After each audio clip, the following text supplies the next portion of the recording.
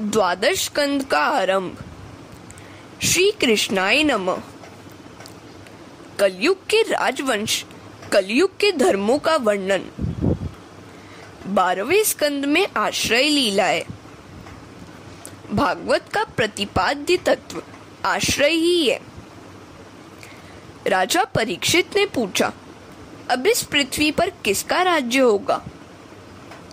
सुखदेव जी कहते हैं, जरासंध के पिता बृहद्रथ के वंश का अंतिम राजा होगा पुरंजय और उसके मंत्री का नाम होगा शौनक।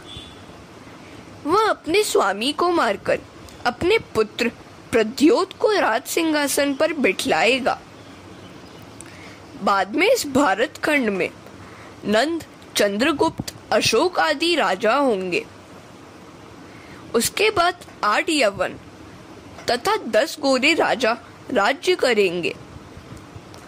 कलयुग के छलिया राजनीतिज्ञ भारत के टुकड़े टुकड़े करके देश को छिन्न भिन्न कर देंगे। कलयुग के दुष्ट शासक गायों की हत्या करेंगे, प्रजा का धन हड़प कर स्वयं वैभव विलास में लीन रहेंगे। कलयुग के ब्राह्मण वेद तथा संध्या से विहीन हो जाएंगे। अपने कुटुंब मात्र का पालन पोषण करना ही चतुराई मानी जाएगी और धर्म का सेवन मात्र कीर्ति के हेतु ही किया जाएगा। दाक्ष्यम कुटुंब भरणम यशोर्थे धर्म सेवनम। भागवत में बताए गए कलयुग के लक्षण आज प्रत्यक्ष दिखाई दे रहे हैं। हे राजन, कलयुग के अंत में धर्म की रक्षा के हेतु भगवान कल्कि अवतार धारण करेंगे। पृथ्वी पर आज तक न जाने कितने सम्राट आए और चले भी गए। कलयुग के पुरुष नारी के अधीन रहेंगे। स्त्रैणा कलौ नरा। मनुष्य को चाहिए कि अपनी स्वार्थ सिद्धि के लिए किसी का द्रोह न करे। हरे कृष्णा। कलयुग के दोषों से बचने का उपाय नाम संकीर्तन। इस स्कंद में कलयुग के लक्षण, दोष तथा उनसे बचने के उपाय बताए गए हैं। सबसे श्रेष्ठ उपाय है भगवान के नाम का संकीर्तन। कलयुग के कई दोष होने पर भी एक लाभ है। कलयुग में जहाँ भी कृष्ण कीर्तन होगा उसके घर कली कभी नहीं जाएगा। कली से बचने का एकमात्र उपाय है कृष्ण कीर्तन।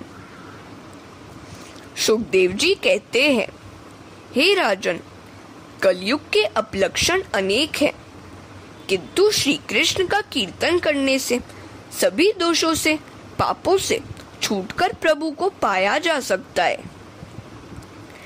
कलेर दोष निधे राजन नस्ति ह्यको महान गुण कीर्तनादेव कृष्णस्य मुक्त संग परम ब्रजेत।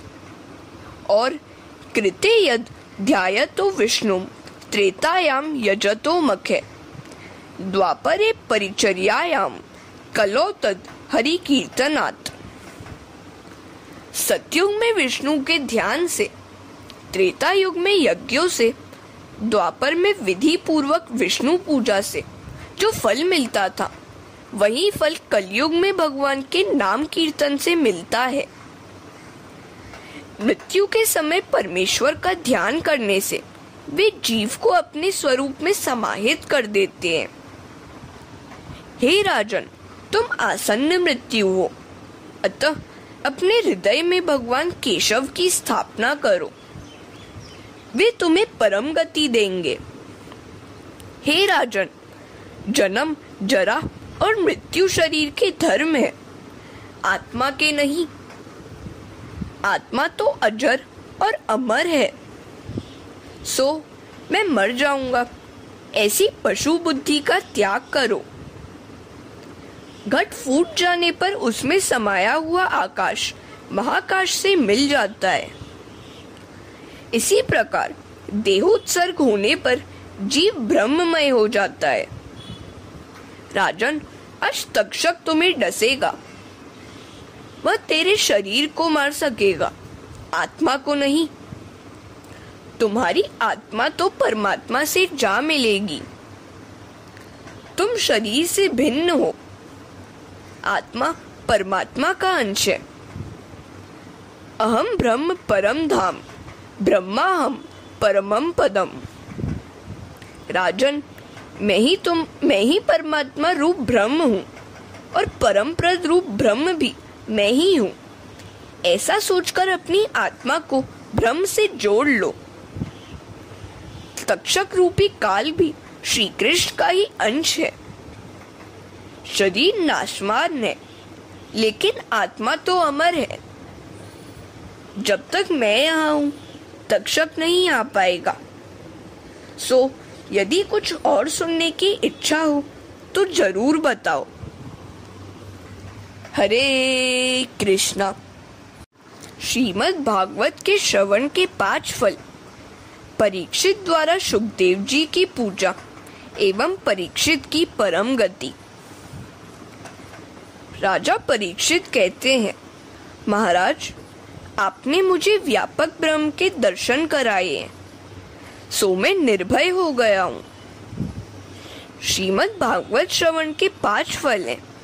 निर्भयता, निसंदेहता, हृदय में प्रभु का साक्षात प्रवेश, सभी में भगवत दर्शन एवं परम प्रेम। गुरुजी, मैंने 5 फल प्राप्त कर लिए हैं।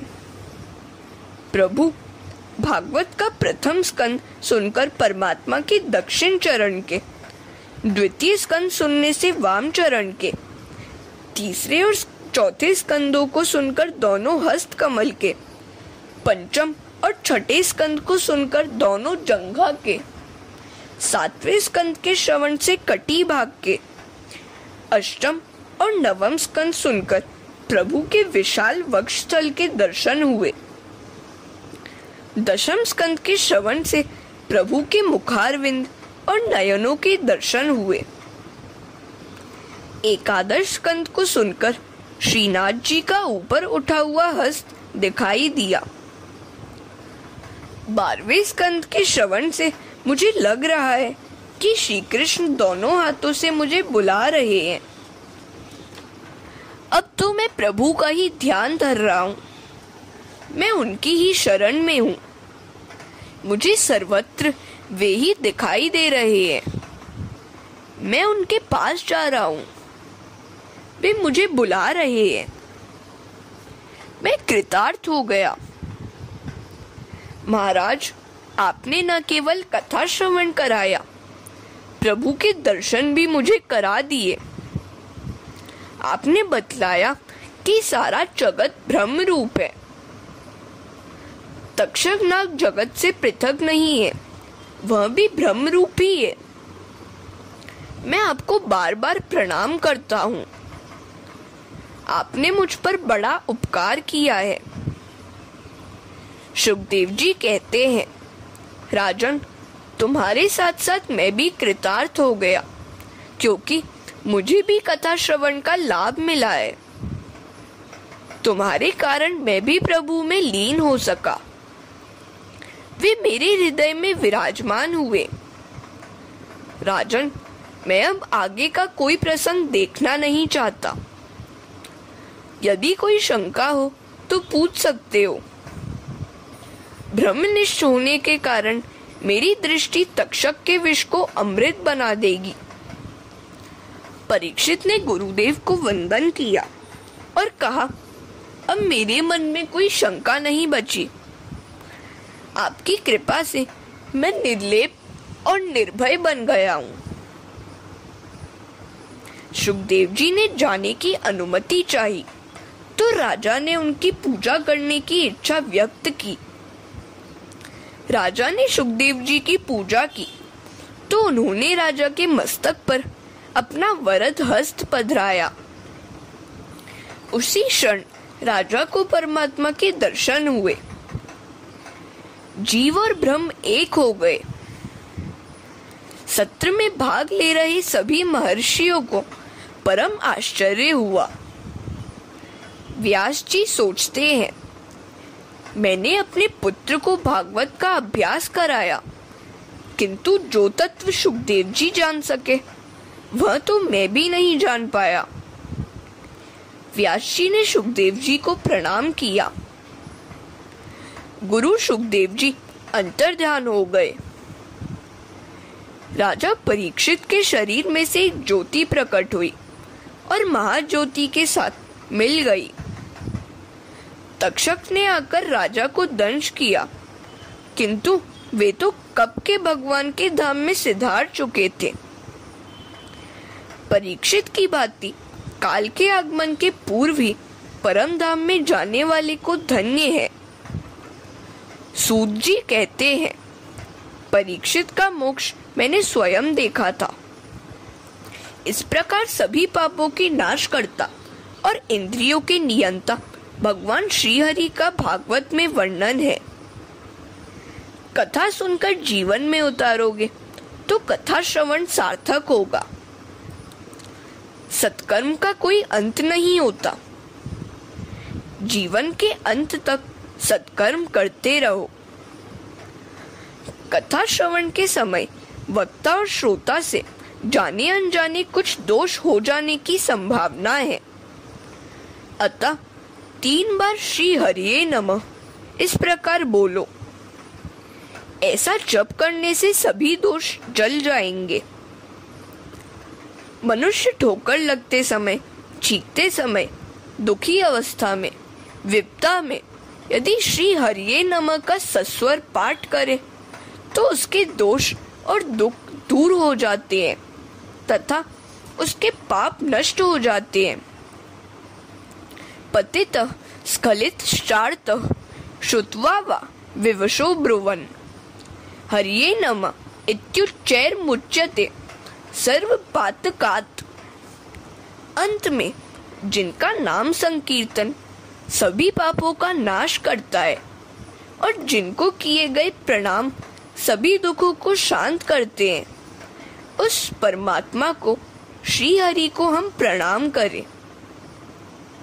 नाम संकीर्तनम यस्य सर्व पाप प्रणाशम प्रणामो दुख शमनस्तम नमामि हरिम परम।